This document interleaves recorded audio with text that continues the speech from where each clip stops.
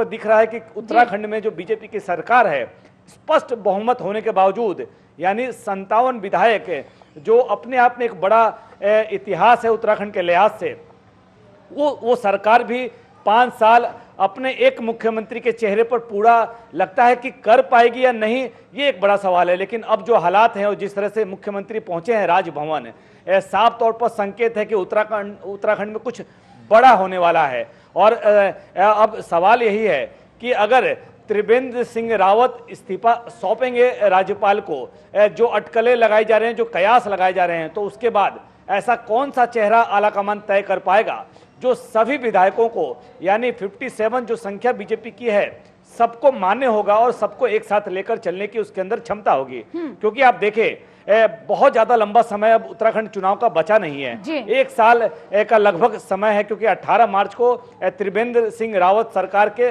4 साल पूरे होने वाले थे। अब ऐसे में क्या त्रिवेंद्र सिंह रावत को 18 मार्च तक का भी समय बीजेपी देगी, ताकि जो कार्यक्रम उन्होंने तय किए थे कि 18 मार्च को वो प्रदेश की तमाम विधानसभाओं में लोगों को बताएंगे कि 4 सालों में त्रिवेंद्र सिंह की सरकार ने, बीजेपी ने उनके लिए क्या कुछ किया है, क्या यह मौका भी बीजेपी उनको दे पाएगी? जो हालात हैं उन हालातों को अगर देखें तो ये मुश्किल सा लग रहा है। लेकिन बड़ा सवाल यही है कि त्रिवेंद्र सिंह रावत के जो गतिविधियां लगातार दिल्ली, देहरादून और राजभवन पहुंचने की है, उसके बाद एक बीजेपी के अंदर लॉबी जो है वो तेज हो गई है, वो हावी हो गई है, क्योंकि मुख्यमंत्री के रेस में कई बड़े नाम हैं और बीजेपी के साथ साथ कुछ ऐसे चेहरे भी हैं जो कुछ साल पहले ही पार्टी के अंदर आए थे, लेकिन उनका कद इतना बड़ा है कि वो भी प्रभावशाली तरीके से पार्टी के अंदर अपना दमखम दिखाने की क्षमता रखते हैं। ऐसे में अब बीजेपी शीर्ष नेतृत्व ऐसे कौन से चेहरे को आगे लाता है जो विधायकों की जो पसंद हो, जो विधायकों को एक साथ लेकर चलने की क्षमता रखता हो और जो आगामी 2022 चुनाव को भी बीजेपी की झोली में डालने की ताकत रखता हो और किसी भी तरीके की पार्टी के अंदर गुटबाजी को विराम लगाने में भी कामयाब हो।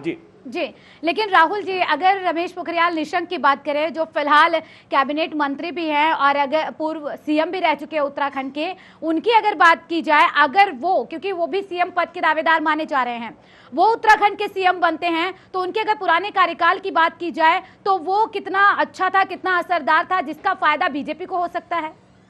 बिल्कुल, अभी मुख्यमंत्री के नाम पर कोई सहमति नहीं बनी है। निश्चित तौर पर जब इस तरह की अटकलें होती हैं और जब इस तरह की गतिविधियां लगातार प्रदेश में हावी होती हैं तो चर्चाएं तेज हो जाती हैं और चर्चाएं भी अपने अपने समर्थकों को लेकर विधायक करते हैं और जो सूत्र होते हैं हम पत्रकारों के, निश्चित तौर पर वो सूत्र भी उन नेताओं के आसपास, जो चाहे वो विधायक हो या नेता हो, वही हमें ये अवगत कराते हैं या हमारे सूत्र के रूप में वो उनकी एक भूमिका होती है कि रेस में कौन है। और यही वजह है कि आप देख रहे हो कि मीडिया में कई ऐसे नाम हैं, चाहे रमेश पोखरियाल निशंक हो, अजय भट्ट हो, धन सिंह रावत हो, सतपाल महाराज हो, अनिल बलूनी हो, ये ऐसे नाम हैं जिनको लेकर चर्चाओं का दौर तेज हो चला है। लेकिन बीजेपी के अंदर आखिरी फैसला जो है दिल्ली दरबार ही तय करेगा और अगर त्रिवेंद्र सिंह रावत राज्य भवन पहुंचे हैं और अगर इस्तीफे की ऐसी कोई बात है तो निश्चित तौर पर यह भी मान के चलिए कि अगर त्रिवेंद्र सिंह रावत देहरादून में इस्तीफा देंगे तो केंद्रीय नेतृत्व ने नाम भी तय कर लिया होगा कि अगला सीएम कौन होगा। हालांकि औपचारिकताएं पूरी की जाएंगी। जो प्रक्रिया एक पार्टी के अंदर होती है, जो संवैधानिक स्ट्रक्चर है कि विधायकों की एक बैठक होगी, अगर मुख्यमंत्री इस्तीफा देते हैं तो विधायकों की एक बैठक होगी और कोशिश और एक मैसेज देने की कोशिश होगी कि सर्वसम्मति से जिस नाम पर भी आला कमान ने सहमति जताई है उस नाम की घोषणा कर दी जाएगी कि ये चेहरा उत्तराखंड को आगे लेकर जाएगा। क्योंकि आप देखें, आपको याद हो कि पिछले 1 साल में उत्तराखंड ने बहुत सारी समस्याएं, बहुत सारी चुनौतियां देखी हैं, क्योंकि उत्तराखंड एक छोटा पहाड़ी राज्य है जहां पे पर्यटन एक बहुत बड़ा रोजगार का साधन है, आम लोगों के लिए भी और सरकार के लिए भी। लेकिन कोरोना जैसी महामारी में 1 साल ऐसे व्यापारी, ट्रांसपोर्टर, होटल व्यवसायी, ये सब परेशान रहे। सरकार की गतिविधियों को लेकर कई बार सवाल भी उठाए गए। हरिद्वार में कुंभ होना है और कुंभ की तैयारियों को लेकर भी व्यापारी और साधु संतों की नाराजगी बीच बीच में देखने को मिली है। अब ऐसे में अगर कोई नया चेहरा बीजेपी लेकर आएगी तो, क्योंकि 1 अप्रैल से 30 अप्रैल तक का एक टाइम पीरियड कुंभ का नोटिफिकेशन का रखा गया है, यानी कुंभ का आयोजन भी होना है और आगामी 2022 में बीजेपी को भी मजबूती प्रदान करना है इन 1 सालों में। ऐसा कौन सा चेहरा होगा और 1 साल में ऐसी कौन सी शक्तियां काम करेंगी कि बीजेपी का वो चेहरा इतना प्रभावशाली हो जाएगा कि 2022 में बीजेपी को सत्ता दिलाने में कामयाब होगा। फिलहाल जो भी हो, लेकिन अभी सबकी निगाहें त्रिवेंद्र सिंह रावत के राजभवन पहुंचने पर हैं कि वहां से क्या कुछ निकल कर आता है और उसके बाद ही उत्तराखंड की आगे की तस्वीर और उत्तराखंड के आगे की तकदीर किसके हाथ में होगी ये भी तय होगा। जी बिल्कुल राहुल जी, लेकिन राजभवन में शिष्टाचार की मुलाकात हो रही है, अगर ये कहा जाए तो ये कितना सही होगा? बिल्कुल, अभी तक आप देखें शनिवार से लेकर आज मंगलवार का दिन है, यानी 4 दिनों में आपने किसी एक नेता का, चाहे वो संगठन से हो या सरकार का हो, किसी ने खुलकर ये नहीं कहा कि पार्टी के अंदर कोई दिक्कत है या कोई पार्टी के अंदर कोई बगावत जैसी कोई बात है। लेकिन सबको पता है कि अगर इतनी हलचल है तो इस हलचल के पीछे की वजह क्या है, और निश्चित तौर पर मुलाकात शिष्टाचार ही होती है, क्योंकि मुख्यमंत्री भी जब दिल्ली आए थे उन्होंने कहा था कि हम अपने जो बड़े पदाधिकारी हैं उनसे मुलाकात करने आया हूं। लेकिन कल हमने दिन भर गतिविधियां देखी, उनकी कई लोगों से मुलाकात होनी थी जो नहीं हो पाई। हालांकि संतों से और कुछ बड़े नेताओं से जो दिल्ली की राजनीति में दमखम रखते हैं उनसे उनकी मुलाकात या बात जरूर हुई होगी। उसके बाद आज वो देहरादून पहुंचे और जिस तरह से देहरादून पहुंचने के कुछ देर बाद राजभवन पहुंचे हैं, निश्चित तौर पर अटकले कयास का दौर उत्तराखंड में तेज हो चला है। और अब बीजेपी के नेता और विधायक जो कल तक हमारे संपर्क में भी थे, अब उनके फोन भी नहीं उठ रहे हैं, यानी क्या कुछ इंडिकेशन है उत्तराखंड के लिए अब से कुछ देर बाद ये तय हो जाएगा। यानी कि वो किसी भी बयानबाजी, किसी भी टिप्पणी से अब बचते हुए नजर आ रहे हैं। साफ तौर पर उनका फोन ना उठाना ये जाहिर करता है। लेकिन राहुल जी, फिर ऐसे में कांग्रेस जो लंबे समय से सवाल उठा रही थी, उस पर भी जो प्रश्न चिन्ह लग रहा था, वो कहीं ना कहीं अब पूर्ण विराम का रूप लेता जा रहा है कि जो कांग्रेस ने सवाल उठाए कि जब से सत्ता में आई है, यानी कि त्रिवेंद्र सिंह रावत जब से मुख्यमंत्री बने हैं तब से ही जन विरोधी निर्णय लिए जा रहे हैं, ये प्रदेश अध्यक्ष का कहना है कांग्रेस के।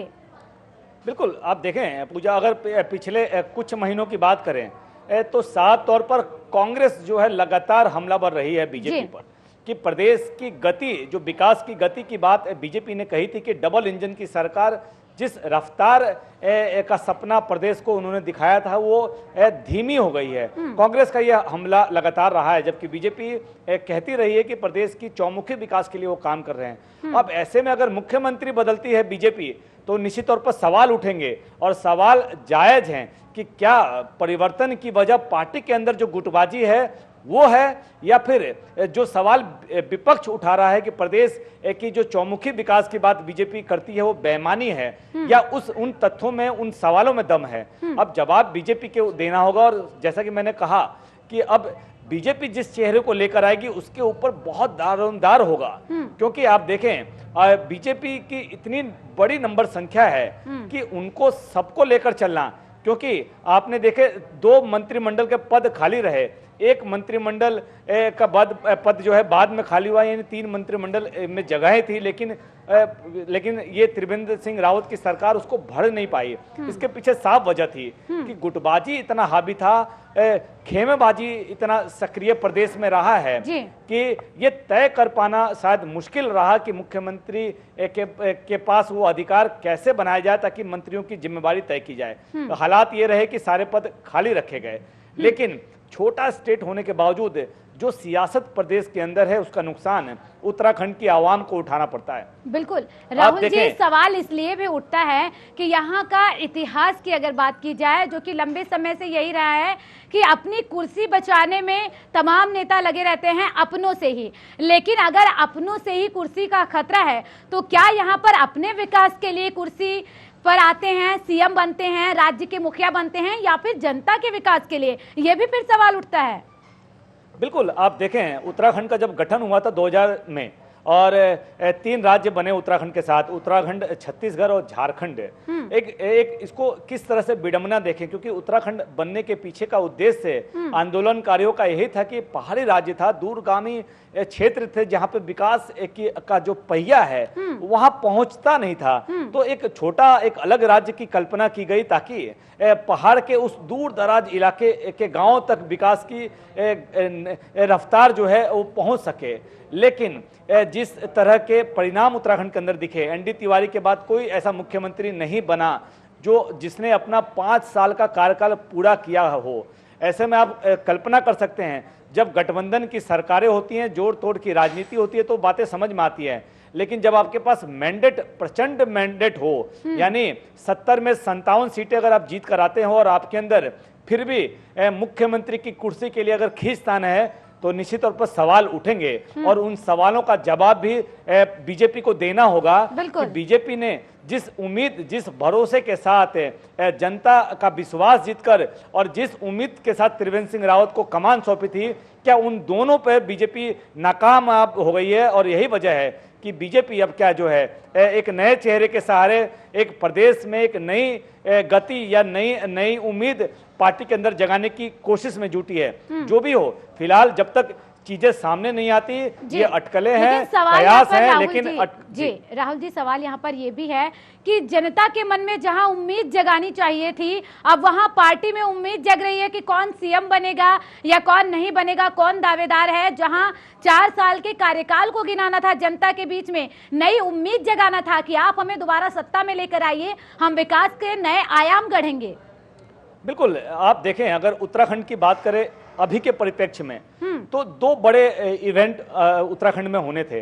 एक मुख्यमंत्री का 18 मार्च को कार्यक्रम, जो विधानसभा स्तर पर प्रदेश की सरकार की विकास कार्यों को बताने का था कि 4 सालों में प्रदेश सरकार ने आम लोगों के लिए, आम जनमानस के लिए क्या कुछ किया है। और दूसरा बड़ा इवेंट कुंभ है, जिस पे न सिर्फ देश बल्कि दुनिया की नजरें टिकी हैं।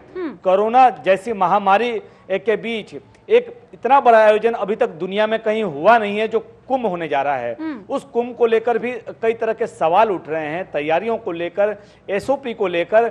अब इसके बीच एक तीसरा चर्चा का विषय उत्तराखंड के अंदर बन गया कि मुख्यमंत्री कौन बनेगा और क्या बीजेपी मुख्यमंत्री बदल रही है। क्योंकि अगर ऐसा नहीं होता तो त्रिवेंद्र सिंह रावत को 18 मार्च के कार्यक्रमों की तैयारियों में देखा जाता, ना कि वो दिल्ली, देहरादून और राजभवन के चक्कर लगाते। यानी साफ तौर पर संकेत है कि सब कुछ सामान्य नहीं है। अब बीजेपी कितना डैमेज कंट्रोल कर रही है और किस तरह से आगे एक ऐसे चेहरे को बनाने की कोशिश में है जो प्रदेश के नेताओं को लेकर चलेगा। और सबसे बड़ा सवाल यही है कि अगला चेहरा क्या गुटबाजी का शिकार नहीं होगा, क्या अगला चेहरा 57 के 57 विधायकों को साथ लेकर चल पाएगा, और क्या अगला चेहरा इतना दमखम रखता है कि 1 साल अगर उसको मिला, जो हालात हैं, तो 1 साल में वो इतना काम कर पाएगा कि 2022 में जनता को बताने के लिए उसके पास आंकड़े रहेंगे। ऐसे कई सवाल है जिसका जवाब बीजेपी ढूंढ रही होगी।